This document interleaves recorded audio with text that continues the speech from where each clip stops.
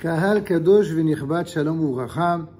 Dans la paracha de Kitetse, eh bien, nous sommes confrontés à une revisitation, à une relecture de ce que signifie le combat contre l'ennemi. En effet, de prime abord, il y a une certaine ambiguïté qui apparaît dans les commentaires pour comprendre ce que signifie ce fameux Kitetse la Milchama. D'un côté, il est dit lorsque tu iras en guerre contre ton ennemi, a priori, il s'agit de l'ennemi réel, de l'ennemi, celui qui en terre d'Israël vient pour te faire la guerre, pour t'éliminer, toi en tant qu'individu, en tant que nation.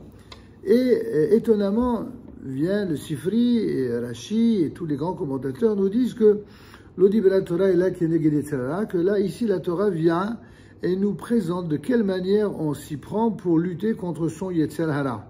Et donc, il y a une sorte presque d'ambiguïté dont on va voir à l'instant qu'elle est volontaire. On va essayer de s'en expliquer. Reprenons, si vous voulez bien, les premiers versets. Le texte nous dit, lorsque tu sortiras en guerre contre tes ennemis, Hachem, ton Dieu, te livrera dans ta main, c'est-à-dire il te livrera l'ennemi ou les ennemis dans ta main, et tu captureras ses captifs. Tu verras parmi ces captifs une femme belle d'aspect, et tu la désireras. Tu pourras la prendre pour toi comme épouse. Étrange introduction, incroyable. C'est comme ça qu'on lutte contre le Yetzer Hara lorsque on est en pleine campagne guerrière et qu'on est séduit par une femme. Il faut essayer de se replacer dans le contexte. Il s'agit d'un homme qui est parti sans doute depuis plusieurs jours, voire plusieurs mois de sa maison, n'ayant plus d'activité conjugale et dont les instincts, le Yetzer Hara, le mauvais penchant, risquent de se réveiller à la vue d'une femme. Et qui plus est, dans les mœurs de l'époque, se faisait belle pour attirer dans leur filet les conquérants, parce que c'était ou cela et être en quelque sorte attirante et séduire le fameux conquérant, ou alors au contraire risquer d'être tout simplement tué. Donc à la fois pour sauvegarder sa propre vie et puis pour faire tomber l'ennemi d'une certaine manière, eh bien elle usait de ce charme. Or voici que, étrangement, la Torah nous dit, tu la conduiras à l'intérieur de ta maison, elle se rasera la tête et se laissera pousser les ongles. Là, on ne comprend pas. D'un côté, on a l'impression que la Torah permet quelque chose qui est sans précédent, d'inimaginable. Depuis quand a-t-on jamais dit dans la Torah, si ton Yetzer Hara, ton mauvais penchant, t'attire vers la faute, eh ben, c'est pas grave, vas-y, fais, va vers la faute, après tout, à la guerre comme à la guerre. Mais pas du tout. Ça ne peut pas être cela. Ça ne peut pas être cela ce qu'a voulu dire la Torah. C'est pour ça qu'on nous dit non. La Torah nous a donné un cours de très haut niveau quant à la psychologie humaine. Lorsqu'un être humain est fortement attiré par la faute au point d'en devenir fou, d'être complètement aveuglé par son désir de fauter, alors la Torah vient dire, celui-là, il ne faut surtout pas lui dire c'est interdit, parce que si tu dis c'est interdit, c'est sûr qu'il va transgresser, qu'il va tomber. Alors tu vas commencer à lui dire, écoute, c'est permis, mais à certaines conditions. Déjà, le fait de lui dire qu'il y a une possibilité de rendre permis quelque chose d'interdit, la nature humaine étant ce qu'elle est, quand elle est de moins en moins humaine et de plus en plus animale, eh bien, elle a une tendance à n'avoir aucune barrière et aucune frontière dans la volonté de transgresser. C'est pourquoi la Torah, elle dit, attends.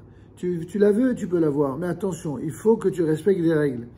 La Torah, elle est d'abord et avant tout là pour nous dire que dans les situations les pires qui soient, et les plus sombres, mais aussi les plus difficiles et les plus douloureuses, il faut toujours respecter des règles. Et la règle ici, c'est quoi?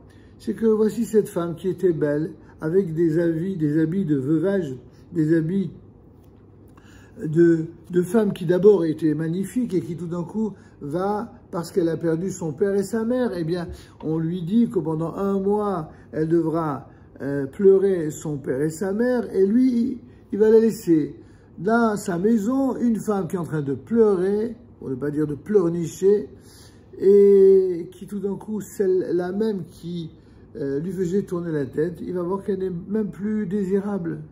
C'est pour ça qu'il est dit qu'elle se laissera pousser les ongles pour s'en les dire. Elle retirera de sur elle son vêtement de captivité, qui était donc beau et attirant. Elle demeurera dans ta maison, pleurera son père et sa mère, 1 mois complet. Imagine le gars, il va dans la rue, il voit des filles magnifiques, et puis chez lui, c'est Davka, une fille qui n'est pas du tout belle. Et c'est pourquoi, en fait, la Torah a agi justement pour feinter contre le mauvais penchant, en faisant tout pour qu'il en soit, en quelque sorte, dégoûté de cette femme-là. Et après cela seulement, tu pourras venir vers elle, cohabiter avec elle, et elle sera pour toi une épouse. Et s'il se trouve que tu ne la désires pas, tu la renverras, mais tu ne la vendras pas pour de l'argent, tu ne la réduiras pas à l'état d'esclavage, car tu l'auras fait souffrir. Et juste après, la paracha d'après, c'est si un homme a 2 épouses, l'une qui est aimée, l'autre qui est haïe, etc., et qui va donner un enfant rebelle.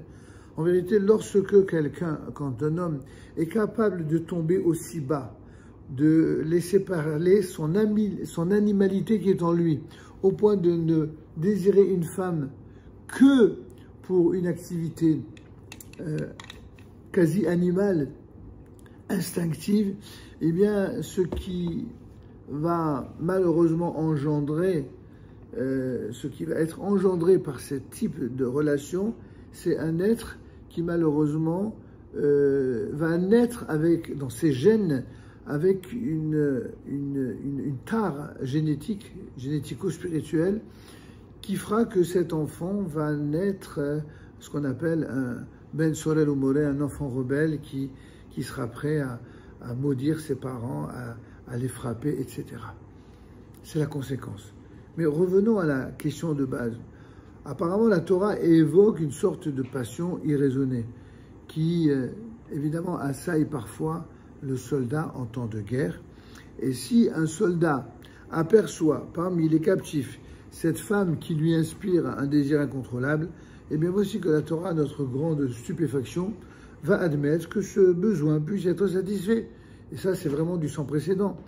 Et plutôt que de le laisser pécher, commettre une faute qui l'abaisserait et le souillera, la Torah va lui donner un moyen d'assouvir ce désir quasi animal avant qu'il ne cause d'autres dommages infiniment plus graves et plus lourds de conséquences. Donc, Haramim décrivent cette concession en disant L'Odibra Torah est là, c'est ce qu'on disait tout à l'heure. La Torah ne s'est exprimée que pour répondre à un mauvais penchant.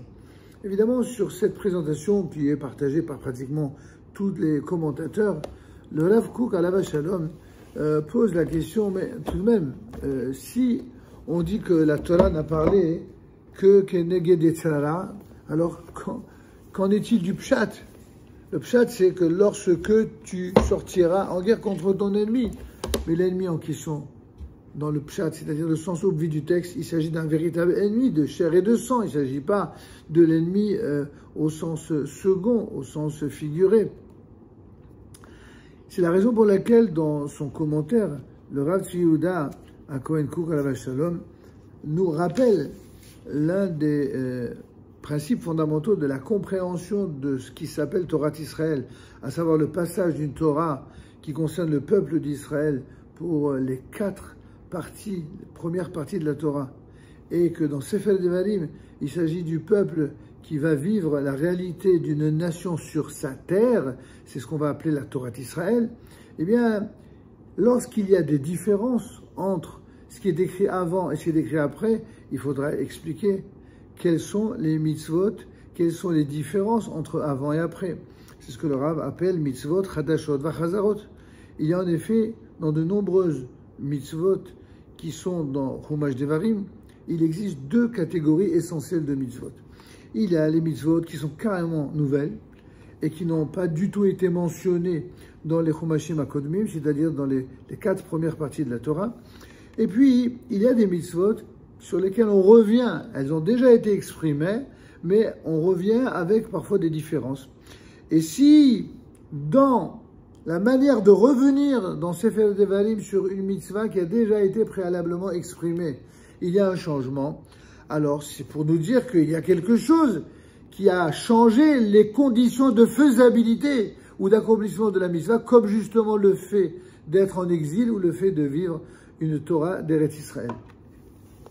Parmi ces changements et parmi cette volonté dans Sefer Devarim d'améliorer, de compléter, de présenter la dimension klalite, c'est-à-dire collective de ce qui avait été préalablement dit, il y a une mitzvah dont on va parler la paracha, c'est la mitzvah de Mehiad Amalek, c'est-à-dire d'effacer le souvenir de Amalek. Souvenez-vous, cette mitzvah avait déjà été exprimée dans Sefer Shemot, lorsque là-bas il est dit Timhe et Zecher Amalek mitahat Hashamim. Pardon, dans Timhe et Zecher Amalek, ça c'est ici dans Sefer Devarim. Dans Shemot, il était dit Maho Emhe, c'est Dieu qui en quelque sorte s'engage en disant je vais effacer le souvenir de Amalek, c'est-à-dire en d'autres termes, j'en fais mon affaire. Dieu nous dit clairement au niveau de Sefer Shemot que qui va s'occuper des ennemis mortels et irréductibles du peuple d'Israël lorsque le peuple d'Israël se trouve en exil, c'est Dieu lui-même. Il n'y a que lui. Personne d'autre que lui-même peut s'en occuper. Par contre, lorsqu'on revient sur cette mitzvah dans Parashat Ki Tetzeh, là tout d'un coup, il y a une formulation qui est différente. Je répète, au début il était dit Maho Emhe, effacer, j'effacerai, là-bas dans Shemot Yudzayin Yudalet, parce que c'est, comme dit le Rav Kook, c'est Aesek Shelibono Shalom. Ça, ce sont les affaires du maître du monde. C'est lui qui va s'occuper de nos ennemis lorsque nous vivons en dehors d'Eretz Israël. Alav le kayem devaru avtarato. C'est à Dieu lui-même qu'incombe d'accomplir en quelque sorte, de réaliser sa promesse. C'est pour ça, de dessous les ciels, c'est moi qui veillerai à cela, comme il est dit à la fin du verset, cette guerre que Dieu mène contre Amalek, eh bien, elle perdurera de génération en génération. Sauf que voilà, c'est ce qui est dit dans Shemot.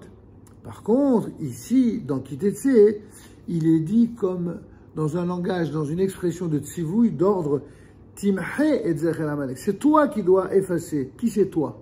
Toi, c'est chacun des enfants d'Israël, c'est vrai, mais c'est surtout la collectivité. En tant que nation, le peuple juif qui vit sur sa terre, il sera l'instrument de Dieu dans l'accomplissement de la volonté divine, à savoir, c'est ceux qui sont les dirigeants, même si ces dirigeants sont les dirigeants de l'État d'Israël moderne, c'est eux qui auront cette obligation d'effacer le souvenir de Amalek. Comme le rappelle le Rav Kook ici, maintenant tu vas rentrer en terre d'Israël. Cette terre-là, je l'avais promise, maintenant je vais te la mettre. Je vais te la placer entre tes mains. Tu vas avoir un gouvernement, une royauté, un système de gouvernement. Tu vas avoir Ribonout, une souveraineté, Shilton, une domination sur ce pays. Médina, en termes d'aujourd'hui, c'est ce que le Rav rapporte, il y aura un État. Alors toi qui te prétends être un État juif en terre d'Israël, sache que ton devoir à toi, si tu veux mériter d'être appelé un État juif, c'est d'être timhe, d'effacer le souvenir de Amalek. Kan oto enyan magia les réalisations mamashit. Et donc, il faut passer aux actes. Il faut prouver et démontrer que nous sommes l'instrument de la volonté divine en Eretz Israël en tant qu'État. En l'occurrence, le Maho Emhe, c'est-à-dire cette promesse divine qui disait, moi, je veillerai à effacer de la surface de la terre le souvenir de Amalek, elle va être mitkayemet, elle va se réaliser al yadecha, par toi l'État, toi la royauté, toi la souveraineté. Ba'ares al yedem malchutecha, dans le pays par ta royauté, par ton royaume, par ta souveraineté. Et le Rav Kook de terminer en disant, Atochnit ha'elohit titkayem al yedeh hama'asim shelcha. À savoir que on ne compte jamais sur les miracles divins, même si nous sommes le peuple qui croyons aux miracles, et même si nous savons que tout en Eretz Israël est miraculeux, comme l'avait dit un certain dirigeant de l'État d'Israël qui n'était pas un modèle de respect des mitzvot. Il avait dit, cette boutade connue et répétée partout, que ne pas croire aux miracles quand on vit en Eretz Israël, ça n'est pas rationnel. effectivement, même quelqu'un qui ne se dit pas forcément un adepte du respect des mitzvot et des maasim tovim arrive à comprendre cette évidence. Sauf que voilà, nous sommes le peuple qui avons foi au miracle, nous sommes le peuple où les miracles arrivent quotidiennement, mais nous sommes surtout le peuple qui méritons les miracles que pour une seule raison. On ne compte pas dessus, on ne compte pas sur les miracles, jamais. On doit tout faire ce qui est humainement possible de faire pour réaliser la volonté d'Hachem, et là seulement les miracles interviennent.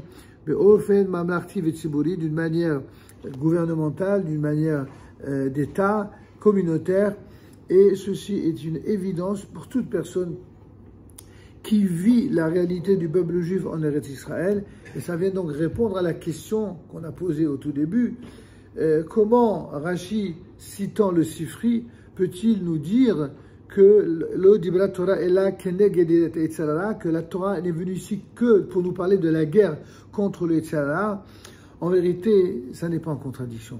C'est vrai que la Torah est venue nous parler pour nous apprendre à lutter contre le Yetzer Hara, mais parce que le Yetzer Hara qui agit sur un juif quand il vit en dehors d'Eretz Israël, et le Yetzer Hara qui agit sur un juif quand il vit en Eretz Israël, c'est le même Yetzer Hara, mais il ne se mobilise pas et il ne se traduit pas de la même manière. Et c'est la raison pour laquelle nous aussi, nous devons apprendre à réagir d'une manière différente selon la situation. Et c'est la raison pour laquelle il y a une version dans Sefer Shemot qui n'est pas celle dans Kitetse.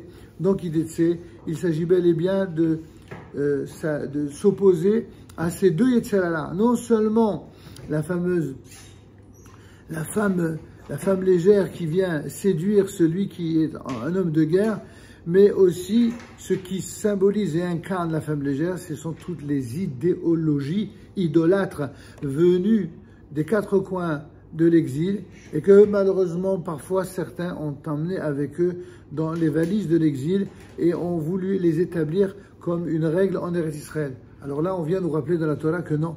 Ce que Moshe Rabbeinu nous a enseigné dans tous ces Sefer Devarim, c'est comment laisser les valises de l'idolâtrie et de l'exil en exil, et comment agir en Eretz Israël comme un peuple qui assume sa souveraineté et qui mène les combats, les doubles combats, non seulement contre le Yetzer Hara individuel, mais aussi contre le Yetzer Hara Kaviachol national. Shabbat Shalom et Volach.